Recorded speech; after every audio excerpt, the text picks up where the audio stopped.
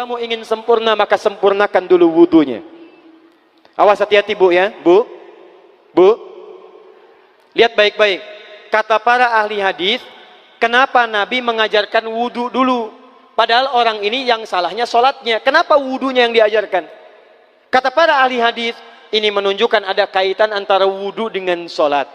Kalau orang benar wudunya, pasti benar sholatnya. Kalau orang wudunya salah, akan berdampak pada tidak sempurna sholatnya. Silahkan ibu cek, anak ibu wudunya seperti flash, cepat, kilat. Secepat kilat, itu pasti menunjukkan sholatnya bermasalah. Nah sekarang bagaimana Nabi menunjukkan wudu yang benar? Yuk kita lihat pelan-pelan. Buka Quran surah kelima ayat ke-6, paling kiri sebelah atas. Ayo lihat sini, lihat. Kata Nabi, kalau sholatnya ingin sempurna dimulai dari wudu. Ya ayyuhalladzina amanu, kalimat wudu dibuka dengan kalimat iman.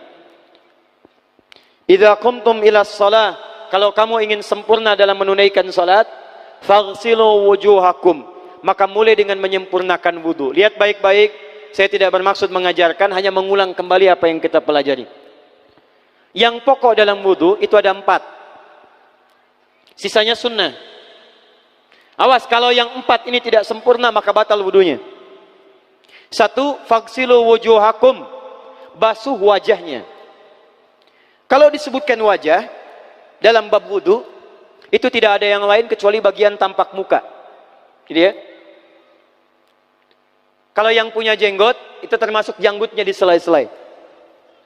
Kalau bapak kalau tidak punya jenggot atau belum punya jenggot, tidak usah maksa. Karena sunnah dalam hadis jenggot itu sunnah merawat, bukan menumbuhkan. Silakan buka tentang babul liha, bab jenggot. Itu hadis-hadis tentang sunnah jenggot, sunnah merawat bagi yang punya jenggot. Tapi yang tidak punya jenggot jangan dipaksakan. Beli arang, sok.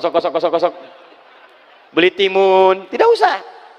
Ya, tapi kalau ada jenggotnya silakan rawat dengan baik supaya menampakkan nilai-nilai kemuliaan. Tahan. Sekarang kita mulai. Bagaimana cara berwudu yang baik? Perhatikan baik-baik. Kata Quran faghsilu, membasuh wajah, kalimat Qurannya menggunakan kata ghasala. Ghasala itu ambil airnya, tumpahkan di tempat yang dibasuh. Ambil airnya, tumpahkan di tempat yang dibasuh. Mohon izin, tahan sebentar. Mas, sini Mas. Punten ya, yang kan bantosan, kadia sekedap. Sifat wudu cuma ada 3. 1, pakai keran. 2, pakai gayung. 3, air yang mengalir. Ya, seperti di sungai, ada air mengalir itu nggak ada masalah. Tapi kalau menggunakan gayung, atau semisalnya, Nabi itu diriwayatkan dalam hadis, itu sangat menghemat air. Bahkan pernah beliau kemudian berwudu, kalau kita kemudian hitung, itu hanya sejumlah Pak, seaqua gelas Pak, cukup. Atau yang kedua, menggunakan keran ya. Kalau sekarang kita ada keran, contoh ini kerannya. Ya. Kerannya agak tinggi sedikit. Dan kita sesuaikan. Ambil airnya.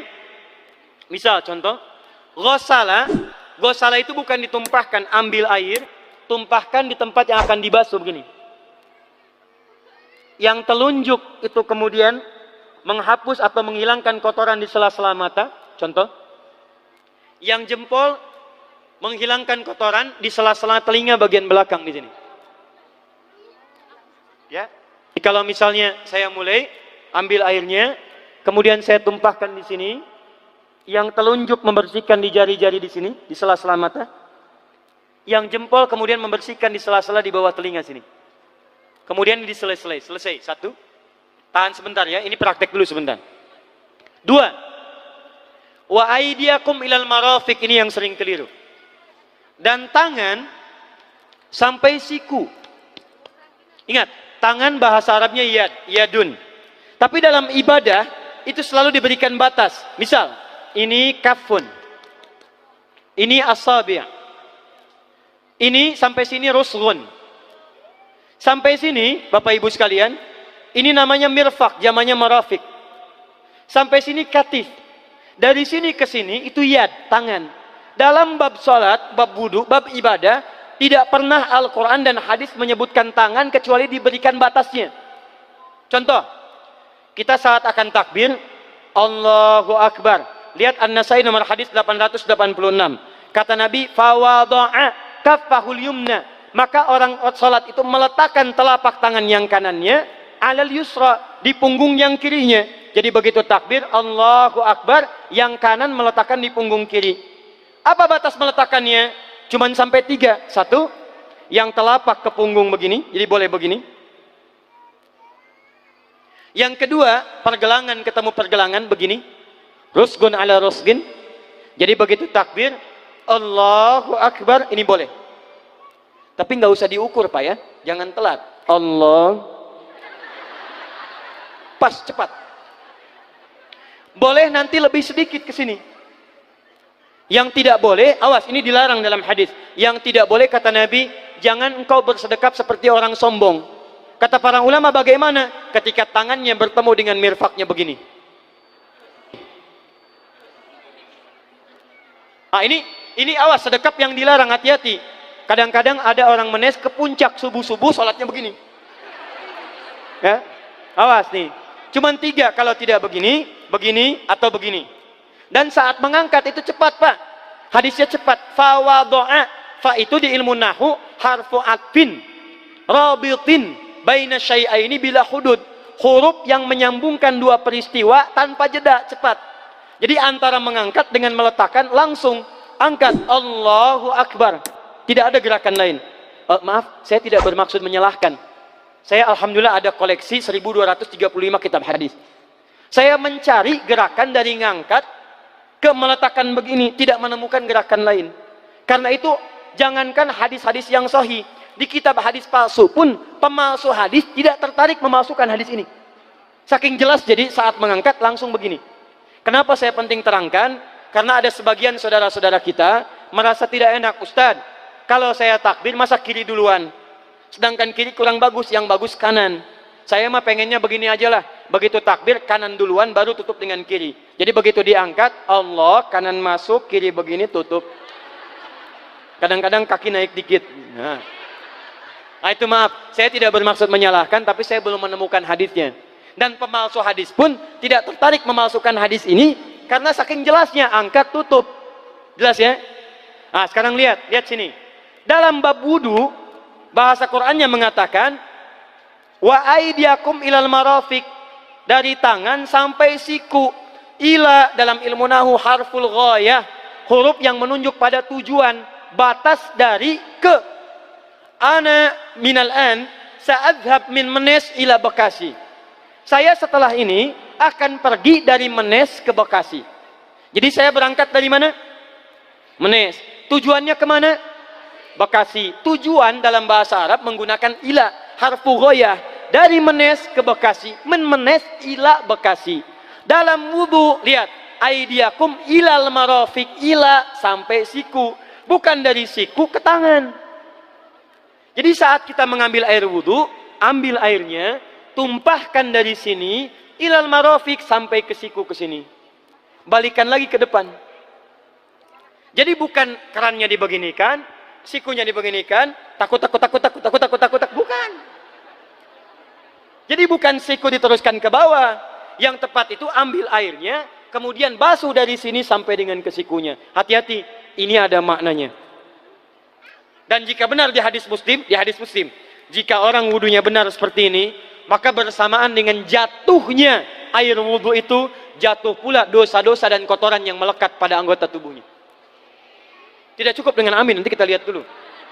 Teruskan, saya baru caranya dulu nih. Awas. 3. Wamsahu biru'usikum. Wamsahu, lihat. Untuk wajah pakai gosala, basuh. Tangan gosala, basuh. Tapi ketika berpindah pada yang ketiga, wamsahu, berubah jadi masaha. Tahan sebentar ya. Calik. Duduk sini aja. Lihat sini. Ya, pilih. Duduk di sini atau ngapus. Ah, sudahlah. Datang sendiri, nulis sendiri, ngapus sendiri, luar biasa. Cuman di Menes ini. Ini awas, ini penting ini Bu ya, penting. Saking pentingnya susah dihapusnya tuh. Dah sini aja. Masaha. Sudah. Masaha artinya mengusap. Kalau yang tadi membasuh, kalau masaha mengusap. Jadi yang ketiga ini tidak usah dibasuh. Jangan tumpahkan air di tempatnya, tumpahkan airnya kemudian usap tempatnya. Pertama, wamsahu biru'usikum. Masya Allah, kata Allah, bagian ketiga usap kepalanya. Awas, hati-hati. Tangan selesai pindah. Pindah kemana? Bukan ke rambut, tapi kepala. Kepala. Jadi dalam bab wudu yang diusap bukan rambutnya, kepalanya. Itulah keadilan Allah. Kalau yang diusap kepalanya, semua manusia yang hidup pasti punya kepala. Tapi kalau yang diusap rambutnya, ada ketidakadilan. Karena tidak semua orang punya kepala, punya rambut. Tuh. Nah sekarang lihat sini. Ketika kita diminta mengusap kepala, bahasanya masaha. Masaha itu begini. Ini saya punten. Bismillah. Ini ya. Ambil airnya, tumpahkan, baru kemudian diusapkan ke kepalanya. Paham ya? Kalau yang gosala, ambil, tumpahkan di tempat yang akan dibasuh. Tapi kalau masaha, hati-hati. Ambil airnya, tumpahkan, baru diusap. Jadi bukan diambil air, tumpahkan di kepala begini. Paham? Ah, tahan sebentar. Dan ini menggunakan huruf ba, Masya Allah. Ba, lihat, wajah tidak pakai ba. Tangan tidak pakai ba. Tapi khusus untuk kepala, pakai ba. Wamsahu bi. Huruf ba dalam ilmu nahu, coba dibuka yang suka ngaji, buka kitab Bughnil Labib an Kutubil A'arib halaman 29 sampai dengan 59. Di situ ada penjelasan karya Ibnu Hisham Al-Ansari. Ibnu Hisham Al-Ansari. Itu ada penjelasan tentang makna huruf ba. Huruf ba itu punya 14 arti dalam bahasa Arab. Ada ilsaq, ada istighraq, ada muhabah, ada ba li tab'id. Ba li tab'id dibagi dua. Tab'id ma'al hudud wa tab'id bila hudud. Nah yang ba ini, ba, kenapa pakai ba? Kata para ulama dari huruf ba yang 14 ini, ada 3 makna yang diterapkan dalam ayat wudu. Satu, istighraq. Istighraq itu membasuh keseluruhan. Jadi kalau kita ingin wudu, ambil airnya tumpahkan, basuh keseluruhan dari depan sampai ke belakang begini. Balikan lagi. Yang kedua, at-tab'id ma'at tahdid. Sebagian tapi dengan batas. Kata Imam Asy-Syafi'i, di mana batasnya ubun-ubun? Diboleh kalau kita mau wudu, misalnya ibu tidak bisa membasuh keseluruhan. Sedang pakai kerudung misalnya, jilbab nggak bisa dibuka. Tempat wudunya terbuka. Anda tinggal ambil air wudu, kemudian tumpahkan sedikit, boleh diusapkan bagian kepala sampai ubun-ubun. Sah wudunya. 3. At-tab'id min duni tahdid. Sepanjang disebut bagian kepala. Masuk kepala nggak ada batas. Ini kepala bukan? Ini kepala? Ini kepala? Nah, jadi kalau Anda berwudu mengusap bagian kepala, itu sudah sah walaupun bagian tertentu diusap di kepalanya. Kapan ini dipraktikkan? Kata Imam Malik, kata Imam Abu Hanifah, ini dipraktikkan kalau seorang memiliki satu sakit di kepalanya yang tidak memungkinkan dibasuh keseluruhan. Misal, mohon maaf, ya ada orang misalnya, mohon maaf ya, tiba-tiba sedang jalan di kebun, tuh jatuh duren. Anak duren ya, jangan duren yang besar. Tiba-tiba nimpa misalnya. Duren teh bahasa rangatnya kadu, Bu, ya. Kadupak, kaduhung, ya dan seterusnya. Kadu. Nah, nimpa kepalanya, bocor misalnya. Kemudian dalam bocor itu diperban, kata dokter tidak boleh kena air. Saat bagian kepala yang tidak boleh kena air itu bukan berarti wudunya kemudian bisa batal atau boleh tayamum karena tidak bisa mengusap kepala. Kata para ulama, boleh dia mengusap bagian kepala yang lain yang tidak terluka. Itulah kenapa Allah memberikan huruf ba di sini untuk kemudahan bagi kita dalam menunaikan wudu.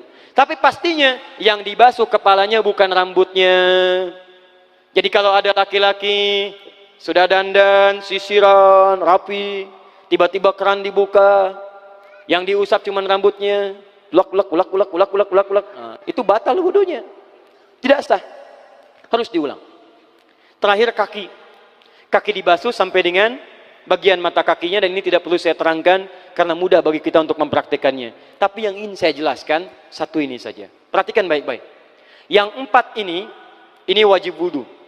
Tambahannya sunnah. Niat dimasukkan dalam wajibnya. Lihat sini. Kumur-kumur sunnah. Telinga sunnah. Istinsyak sunnah. Yang 4 ini wajib. Tapi terlepas dari wajib dan sunnahnya, perhatikan baik-baik. Kenapa ini disebut dengan wudu?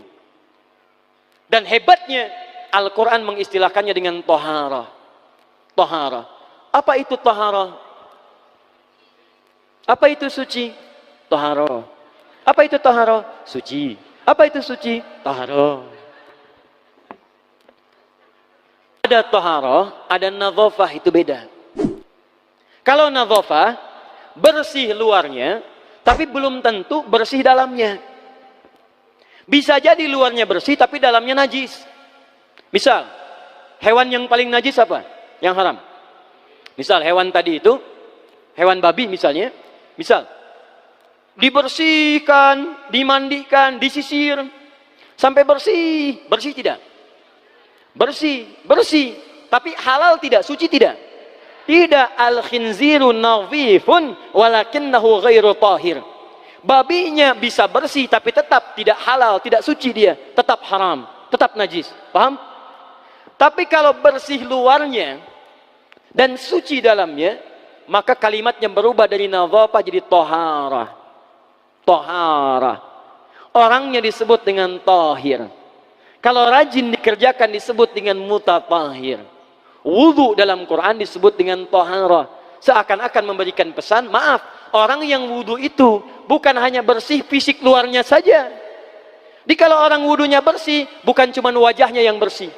Kalau wudunya benar, bukan kotoran di tangan saja yang hilang. Tapi mohon maaf, fisik dalamnya itu ikut suci.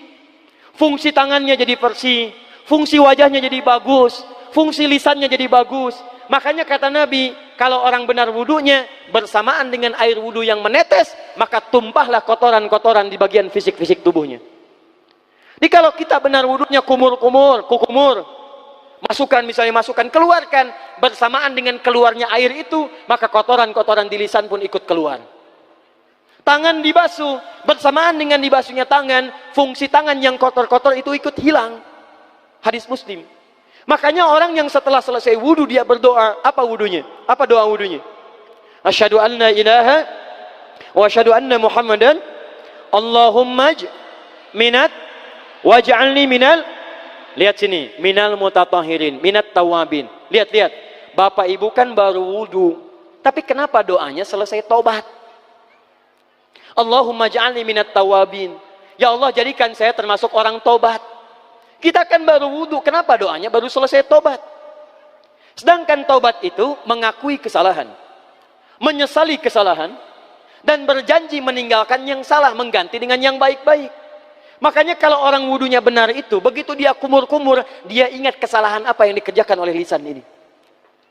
Jadi begitu kemudian ditumpahkan airnya, hilang kotorannya. Maaf, yang suka mencela wudu, selesai wudu tidak akan mencela lagi karena tobat dari celaan. Makanya kalau wudu Anda benar, coba ingat-ingat, siapa korban dari lisan Anda yang tajam itu? Apakah ibu Anda yang pernah menangis karena lisan Anda? Apakah ayah Anda yang kecewa karena kalimat-kalimat Anda? Apakah tetangga Anda yang menjauhi Anda karena kata-kata kotor Anda? Kalau tiap hari Anda wudu, tapi kemudian lisan Anda masih kotor juga, ada yang salah, Anda cuma menghabiskan air untuk menghilangkan kotoran di lisan. Itu tanda pertama. Tangan basuh. Makanya orang yang wudunya benar, tangannya tidak akan berbuat yang kotor lagi sampai ke ujung kakinya.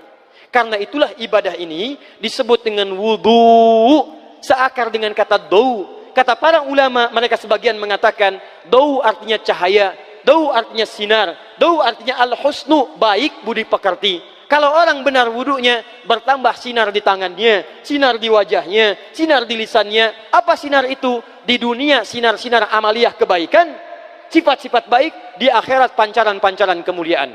Satud'a ummati yaumal qiyamati ghurral muhajjalin. Akan dipanggil umatku di hari kiamat dengan banyak cahaya melekat di tubuhnya. Tangannya ada cahaya, matanya ada cahaya, wajahnya bercahaya, kakinya bercahaya. Cahaya apa itu? Kata Nabi, min atharil wudu, dari bekas wudunya. Jadi kalau kita benar wudunya, itu kita jadi orang baik. Ada cahaya kebaikan dalam diri kita. Itu yang disebut dengan tawabin.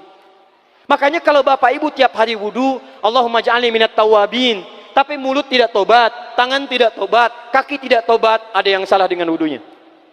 Waj'alni minal mutatahhirin, jadikan saya orang bersih dan suci.